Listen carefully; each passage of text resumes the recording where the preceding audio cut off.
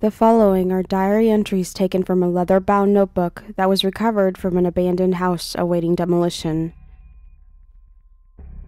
June 6th, 1984. Maybe I'm paranoid. I don't know. I'm just going to write these. Maybe it will help me figure out what's going on. Last night, something really strange started happening in the morgue. My name is Todd Reether. I work at Campbell City Forensics Morgue. Been here about 12 years now. It's an old brick building, but we're one of the few morgues with both the cold storage and the autopsy equipment. My official title here is Anatomical Pathology Technologist. Basically, that's fancy for the guy who cleans the body. It's not the best work, but it's a living. Best I can do with my degree, I suppose. Anyway, there's me. Then there's Jane Sosa. She's a doctor about my age, and she's a medical examiner who actually does the autopsies. I watch her a lot when she works, and I don't. It's pretty interesting to see how some of these people died. The cop who works here is Brett Nielsen. He's a stocky guy in his early 20s. Nice kid. I guess he got suckered into transferring from the PD. And you can tell he's really uncomfortable here, around all the bodies. After a while, I've gotten used to it. Anyway, he checks all the bodies in and out of the morgue, and he sends the official reports back to the PD. Then there's Crane. That's his last name. I don't even know his first name, and he wouldn't tell me when I asked him. God, this guy's creepy. He's gotta be 80-something, but he's newer here than Brett is. He looks like we should be doing the autopsies on him. He's so sickly and bony and covered in liver spots. He smells like he hasn't showered in weeks either, and he walks around with a cane that makes a loud clanking sound whenever it connects with the floor. It would annoy the hell out of me if he didn't hang it on the gurney whenever he wheeled the bodies in. Yeah, that's his job. He transports the bodies from the hospital to our office, and since he supposedly works out of the hospital, I don't have to see him too much. Anyway, this is what happened last night. It was about 11 p.m. I was the only one in the office. Sosa went home at 9 like she always does, and Brett had to respond to a call in the area since apparently the rest of the police were way at the other end of the city. I was cleaning up around the fridges and the equipment when I heard the front door at the end of our long hallway creak open, followed by the familiar clanking sound of Crane's cane. Odd, since we never really usually get deliveries this late. A few seconds later, he stepped into the main room where I was. Without looking at me, he grabbed an empty gurney from the corner and headed back outside. I heard a door slam, and then the gurney being wheeled down the hall. Crane entered the room again with the gurney and a body in a blue body bag. Strange, we've never used blue. I guess that the hospital must have switched over or something. Crane left the gurney by the door, put the clipboard with the hospital's presumed cause of death on the table, and limped back out the hallway without so much as a glance my way, which didn't bother me too much. The guy scares the crap out of me anyway. I waited until I heard the van's engine turn over and walked to the body bag. I picked up the clipboard and glanced at the ER doctor's comments.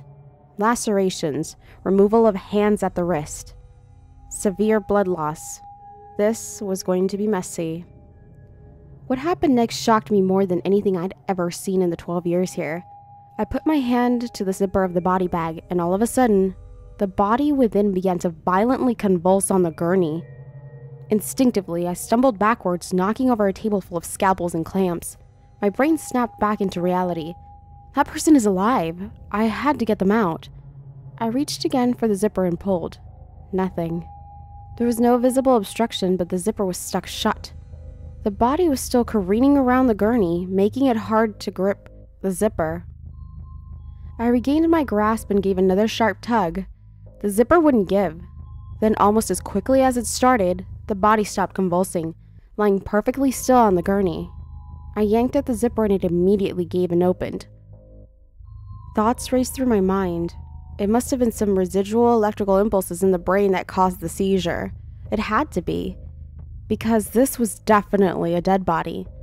The next thought was that the hospital sent me the wrong clipboard or the wrong body. One of the two, because the clipboard said lacerations and this body didn't have a scratch on it. I'm still shaking as I write. After what happened, I put the body in a fridge, dropped the clipboard on Sosa's desk, and went home. I'm going to talk to her about this tomorrow. June 7th, 1984. Talked to Sosa today. Jesus, something really strange is going on here. I have to be losing it. There's no other explanation. I told Sosa everything that happened last night. She agreed with my theory that there was probably still some electricity in the brain that caused the seizure. Then I told her about the lack of lacerations on the body and what the ER doctor wrote, and she gave me a puzzled look. Todd? She held up the clipboard and I looked again at the comments. Look at what it says. Industrial accident, apparent asphyxiation as a result of a crushed larynx. I couldn't fucking believe it. I told Sosa again and again and again that the paper said last night. But I don't think she believed me. She did the autopsy later in the day and confirmed the crushed larynx. I left early tonight. On my way out, I saw the body as Sosa put it back in the fridge. It was in a black body bag. June 8th, 1984. Called in sick today, called the hospital, talked to the ER doctor on duty 2 nights ago. He said it was a crushed larynx, and that's what he wrote. The hospital doesn't use blue body bags. June 9th, 1984. No, I can't believe this is happening. I'm literally shivering in fear. I haven't stopped vomiting all night. I have to find Crane. Something is going on. I have to find Crane. I don't know what to do. Let me back up. I went into work today, convincing myself that all of this was in my head. Sosa wasn't in. She didn't call in sick, so Brett and I had no idea where she was. Later in the day, Brett went out to grab some dinner. That's when Crane showed up. I heard the cane, the gurney, all of it a blur, until he wheeled the gurney back in and something caught my eye. A blue body bag. Crane! I shouted. By the time I rounded the corner in the hallway to confront him, he had disappeared.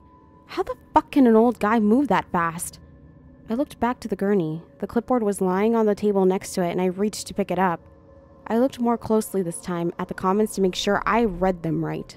Severe blunt force trauma, caved skull resulting in massive cranial bleeding. I placed the clipboard back on the table and hesitantly reached for the zipper on the bag. Fuck, I never jumped so high in my life. As if it was taunting me, the body bag began to violently convulse. After the initial shock, I went straight for the zipper. There's no way this was a coincidence. The zipper was stuck again. God, it's like a horrifying movie playing over and over in my head. I didn't try to mess with the zipper. Somehow I knew it would do no good. I quickly grabbed a scalpel off the tool table and went for the body bag. As soon as the scalpel pierced the bag, the body shivered and fell still. There was no use cutting the bag any further. I knew the zipper would work now. I slowly pulled the zipper back, and what I saw made me vomit for the first of many nights tonight. It was Sosa. Her lifeless eyes seemed to stare at me from within the bag. Crying, I began to unzip the bag more. Several long gashes ran down the length of her body, and blood dripped from her arms and legs. Her hands were missing, and her feet were contorted in a sort of sickly knot. I had seen car accident victims, people murdered with fucking chainsaws, but nothing this horrible. And never anyone I knew.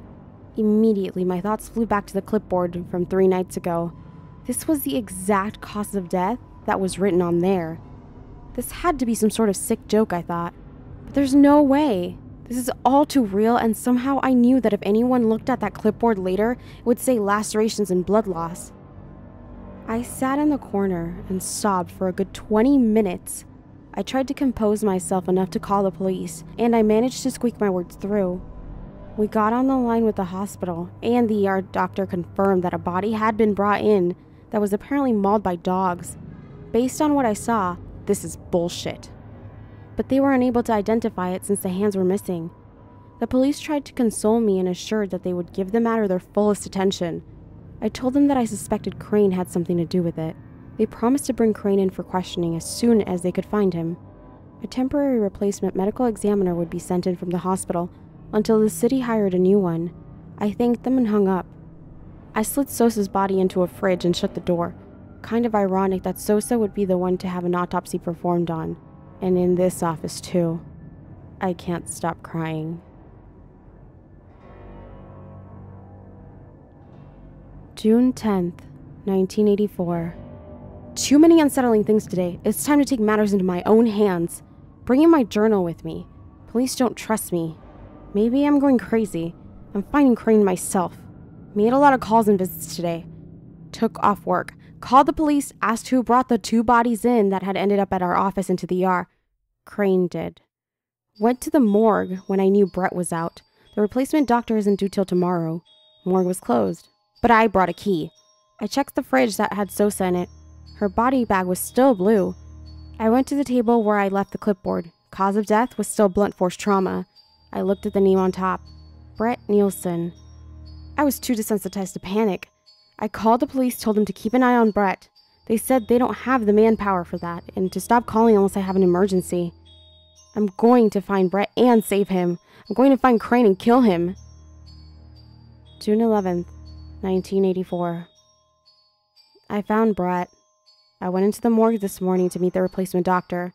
She wasn't here yet, and I didn't see Brett. I walked over to the table where I again left the clipboard. Lacerations. The clipboard had changed. I knew it would. I went to the fridge where I put Sosa and opened the door. Her body bag was black. That's when I heard it.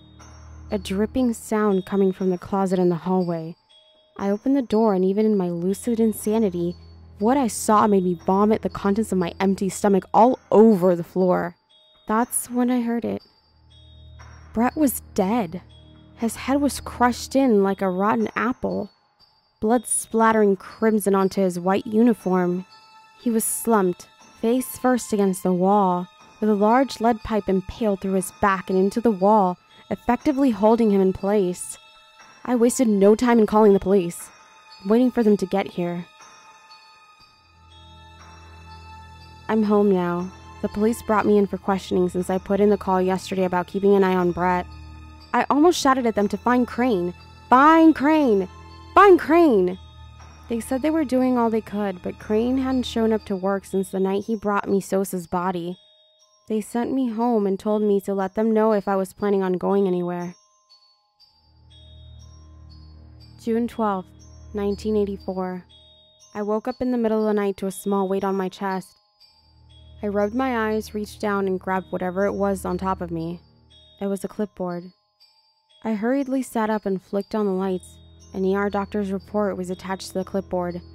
Third-degree burns across 90% of the body, presumably accidental disembowelment, 13 compound fractures. I looked at the name on the top of the clipboard, and my entire body went cold. Todd Reether. I'm going to die.